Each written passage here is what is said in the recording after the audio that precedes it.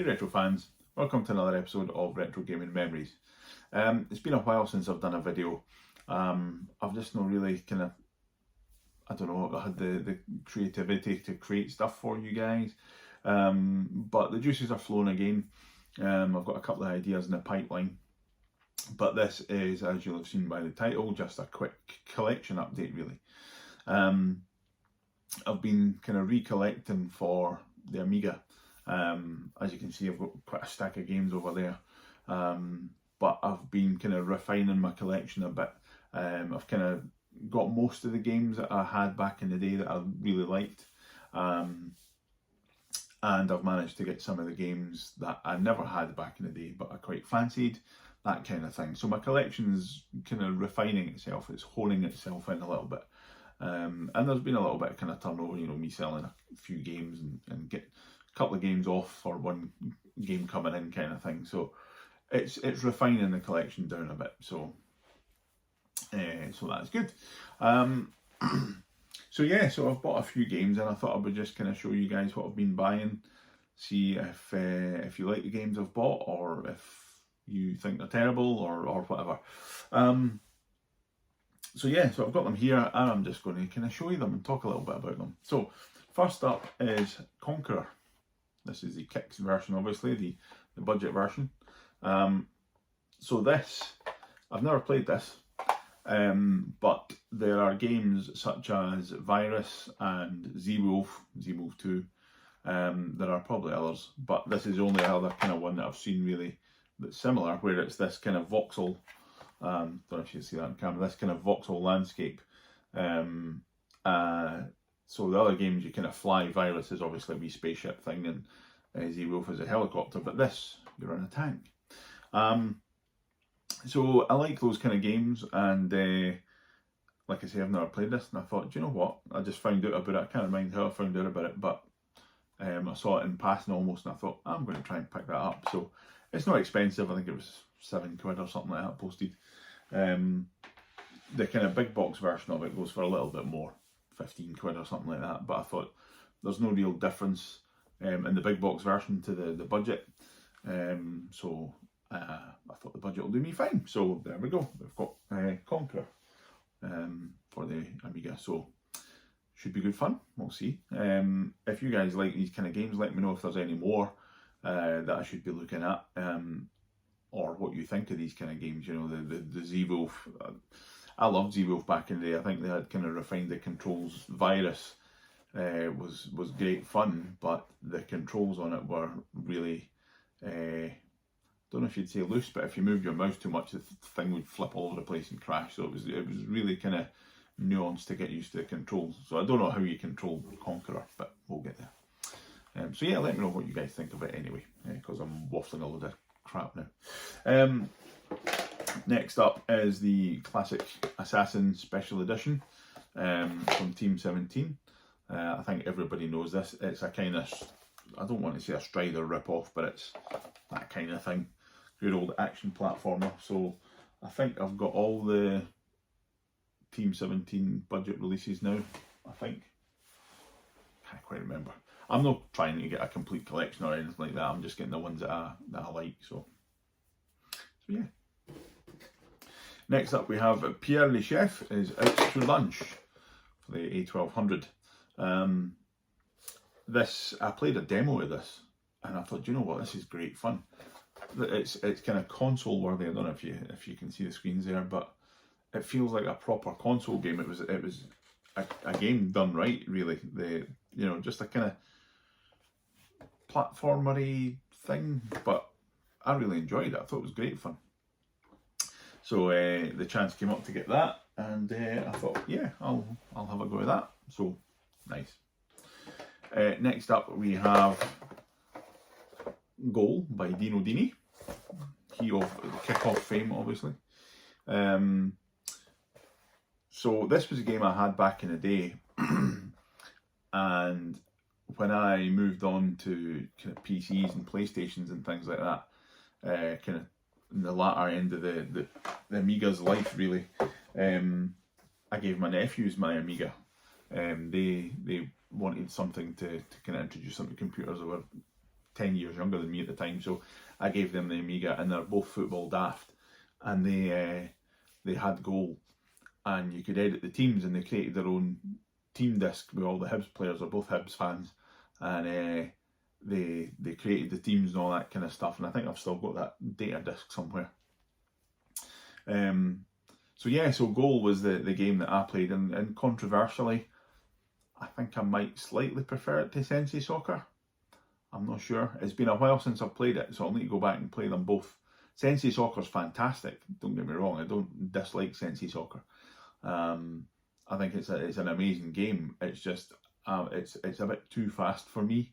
I tend to just kind of be running and then realise I don't have the ball anymore. Whereas I think it's either a little slower or something, I'm not sure. But I'll need to replay them and see. I've got Sensei down there as well, the 90-something edition. I'm not a big football fan anyway, but I like a kick a boot. So anyway, that's Goal. Next up, we have, and you'll see there's a bit of a theme in these remaining games, M1 Tank Platoon. So this is a kind of tank strategy simulation-y thing. Microprose Fair, obviously. So the box has seen better days, but I can give that some TLC and fix it up, that's fine. And the reason I like the big box version of this is it's got a chunky manual in it, and it's got a map and things like that in it. I liked when games did that back in the day. You know, you got stuff in the box, you felt like you were getting loads of things. I remember I've got Dawn Patrol, which is in a massive box. It's huge. It's actually out in the garage because I can't fit it on my shelf. But I had maps and things with it that it had a book all about the Red Baron von Richthofen, and an actual history book, and so you got all this stuff. You know, it felt amazing to get all these gubbins for your 15 quid or whatever it was you paid for it.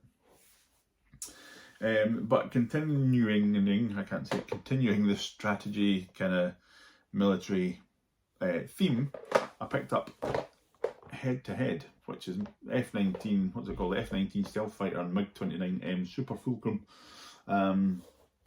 It's a compilation of the two flight sims.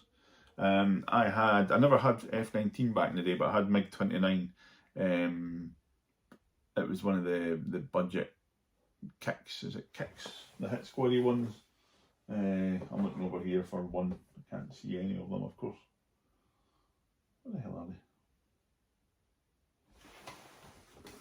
Yeah, it was a kind of hit squaddy like that. MiG-29 hit squad version. So yeah, I had it back in the day, but I was awful at it because I didn't know what the hell I was doing. But it was quite good fun. I think A10 Tank Killer is actually my favourite flight sim on the Amiga so far. Although I've got a few, I've got Tornado and things like that, but A10 just looks amazing and sounds great. So I'm looking forward to kind of going back and playing F-20, what's it called, MiG-29, and giving F-19 a shot as well. Obviously it's a classic. So it was cool. It came with all the instructions and everything like that. There was a poster map missing from MiG-29, but cunningly someone was selling that separately, so I managed to pick that up for a couple of quid and complete the kind of boxed contents, which was nice. So next up is the kind of thing that kicked all this off for me, the kind of buying the strategy type games. So I had this back in the day and I sold it because I never really played it, but I picked it up again. It's Combat Classics 3. So it's got Gunship 2000, History Line 1914 to 1918, and Campaign. So two kind of RTS strategy games, and obviously Gunship 2000. History Line I remember being great. I remember playing that back in the day. Campaign I never really played because I think it's a proper sort of strategy thing. They all look amazing. You know, they all look beautiful. The screenshots there don't actually tell you what the games are like, because Campaign and things, well, maybe I suppose that, you've got the kind of map stuff there, but so yeah, so what kind of kicked things off really for me was getting this, and it comes on no less than 17 discs, look at that. But the manuals that you get are obviously the kind of reprinted manuals. Let me put this thing here. So the manuals are like this kind of thing, which is fine. It's a full manual, but there's bits missing, for want of a better term. So like Campaign comes with lots of stuff. In fact, let me show you, because the next up is Campaign. And I bought this, I know I've got it there, but I bought this for a specific reason. So, for example, History Line comes with the manual, which you get in that box set in the Combat Classics. You get the manual on how to play a game. But the actual game comes with a separate manual, which is all about identifying the units that you use. And that doesn't come in the Combat Classics pack. So I bought the manuals from the full price game. It's the only kind of difference. I bought the manuals for the full price version of History Line to get that extra bit of paperwork, so it's sitting in the box. But Campaign I bought separately because it's a box of stuff. So you get a little addendum card, get a couple of kind of reprinted wartime or full wartime kind of postcards.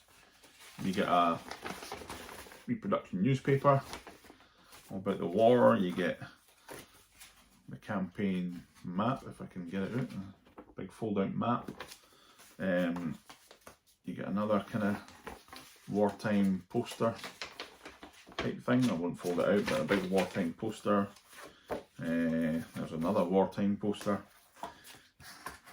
So there is a manual. So when you buy the game, that's what you get. You get this manual is this, a slightly condensed version. But I've checked and it's pretty much all there. But this manual you don't get. Look at the thickness of that guy. And this shows you all the kind of units and things that you can get in ranges and whatever. So I thought that might be popular. I've not actually played the game. I don't know if you need it. But I thought that might be, you know, necessarily to know what range your guns are or whatever, something like that. So I ended up buying Campaign. I got it cheap anyway, less than a tenner. And it's quite nice to have. Just trying to put this back together so the box is a bit skew. Again, it's needing a bit TLC. All these big boxes always need TLC. I'll put that to the side for now, fix it later. But it's a nice big box. I mean, it's a cracking big, good looking box as well, with the gold embossing and things like that. So, but yeah, so that's why I bought Campaign, to get the extra kind of gubbins, and that like I say harks back to why I like these big boxes that have got things in them. I mean, I'm never going to put the posters up, but I like to have the maps and things if that's an integral part of the game, you know, that you don't get in the compilations. If you need that map thing, great. You can get a lot of these things digitally now, you know. The Hall of Light or Lemon Amiga's got a lot of these things that you can print out and things. And I've done that to complete a couple of my box sets, just printed some manuals and things out. But it's nice to have the original kit in the kind of full colour maps and things like that, and key guides and all that kind of stuff. So that was Campaign, and of course that then kept me going, and I thought, do you know what, I have to do it. Campaign 2. So this is the modern equivalent thereof, and if I don't like Campaign, then I'm going to probably sell these, but I like the idea of them. I think I just need the time to sit in and kind of, you know, learn how to play them and get the most out of them. So this is a big chunky box for not a lot of stuff really. You get 2 discs. So it's one of these things that they did. Look, the box has got this shelf in it. So the box is only, you know, an inch and a bit deep. But they've put this, I think it's probably one of the PC boxes or something they've put it in. But you get the Campaign 2 user manual, which is nice. You get the ubiquitous equipment fact finder, again the modern equivalent of that other one. Big thick book of stuff. So, and it's broken down, so like there's French equipment there, there's German equipment, there's Allied equipment, whatever, that kind of stuff, which is nice. But you get this also, Images of Conflict book, just to kind of hammer home the reality of war.